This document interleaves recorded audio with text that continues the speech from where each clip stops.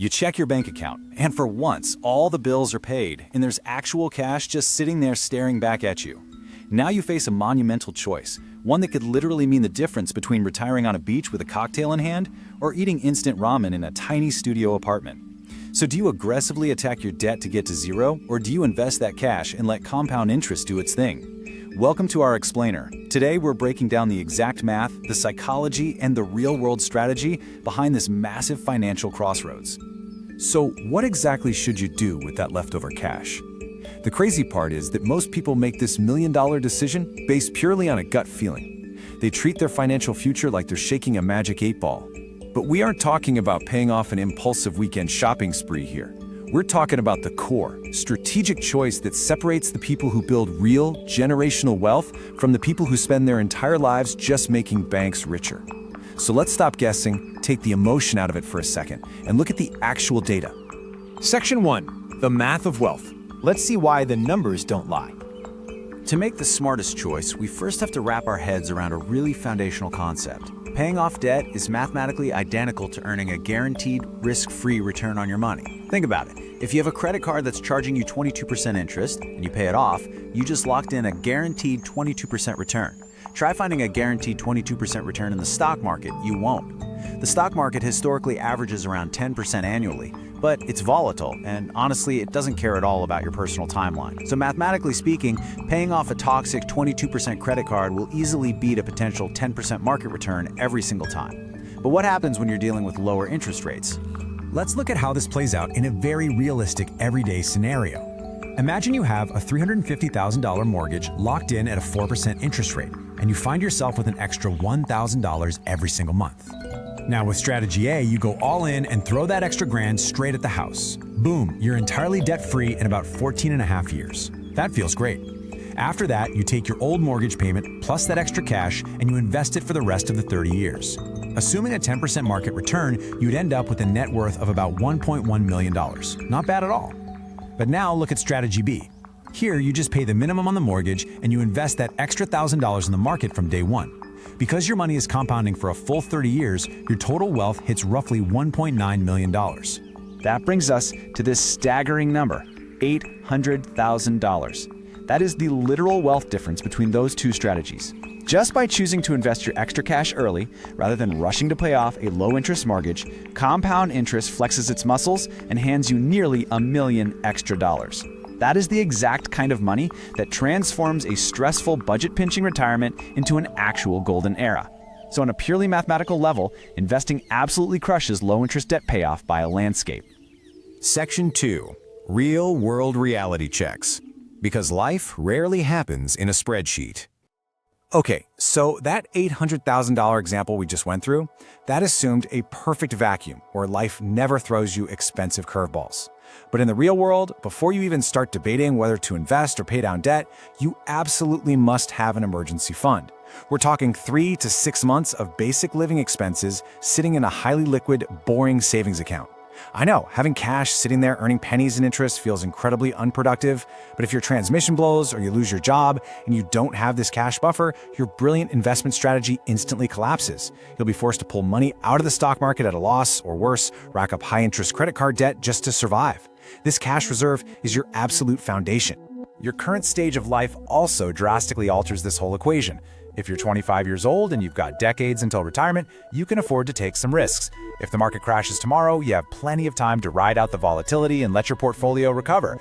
But if you're 55 and eyeing retirement in the near future, a market crash hits way differently. You don't have 20 years to wait for a rebound. Suddenly, the absolute ironclad guaranteed return of paying off your debt looks a whole lot more attractive than strapping into the stock market roller coaster.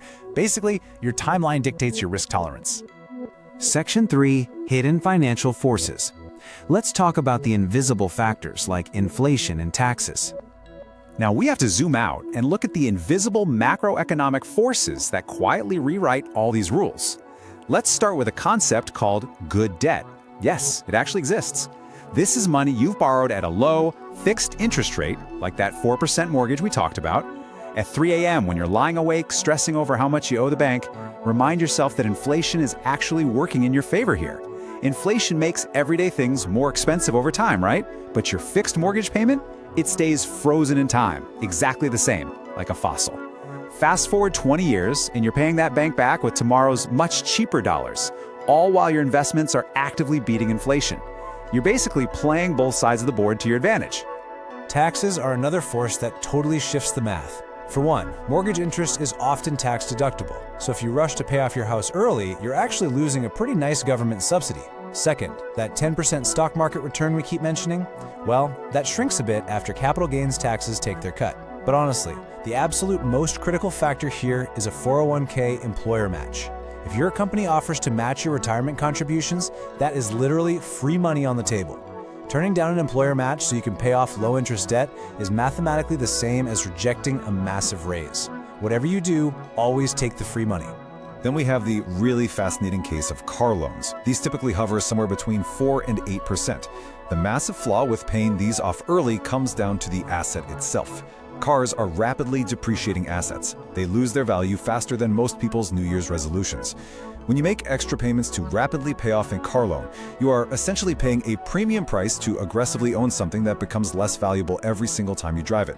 From a purely mathematical standpoint, it's almost always a smarter move to just pay the minimums on the car loan and take that extra cash and invest it in assets that actually go up in value over time. Section 4. The psychology of debt, because sometimes mind beats math. Look, you can run brilliant spreadsheet calculations all day long, but human behavioral psychology will often completely destroy a perfectly logical financial plan. Let's look at two very distinct types of people. First, you have the debt haters. To them, any debt balance, no matter the interest rate, is a haunting emotional burden. They will happily sacrifice potential stock market gains just so they can sleep peacefully at night without owing anyone a single dime. And honestly, that peace of mind has immense, real-world value. On the flip side, you have the spreadsheet optimizers. These folks comfortably carry a 4% mortgage for 30 years because they know their investments are earning 10%. They don't see debt as a burden, they view it purely as a financial tool. Neither personality type is wrong, but you absolutely must know which one you are if you want to succeed. Now, if you are sitting on toxic, high-interest debt like credit cards, psychology really can't save you. You just need to destroy it, period. This is where a strategy called the debt avalanche method comes in. Step 1, identify the specific debt you have with the absolute highest interest rate.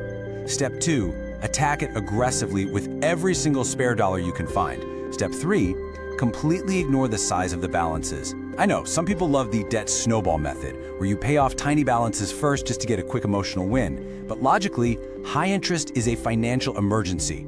A 25% credit card rate is straight up highway robbery. Wiping it out via the avalanche method mathematically saves you the most money and guarantees your fastest possible path to financial freedom. But what if you're stuck in the middle? What if you are completely torn between wanting to build wealth for the future and wanting to get rid of some moderate interest debt right now? Well, this brings us to a fantastic and often overlooked middle ground, the 50-50 strategy. You take whatever extra leftover cash you have each month and you just split it right down the middle. 50% goes to making extra debt payments, and the other 50% goes directly into your investment accounts. Is it the most mathematically optimal spreadsheet strategy? No, but it perfectly hedges your bets. It satisfies your logical brain's desire to capture compound interest in the market while also feeding your emotional need to watch your debt balances actually shrink. It's a brilliant way to reduce your daily stress while still building your net worth. Section 5. Making your final choice. The final verdict. Ultimately, this entire debate comes down to two things: your interest rates and your personal risk tolerance. You need to ruthlessly attack high-interest toxic debt, but learn to be okay letting low-interest debt stick around while your investments do the heavy lifting for your future. At the end of the day, the biggest financial mistake you can make is spending so much time agonizing over the perfect mathematical strategy that you end up with analysis paralysis and never actually execute a plan. The math is clear, and your psychological peace of mind is totally valid. So stop overthinking it and start putting your money to work today.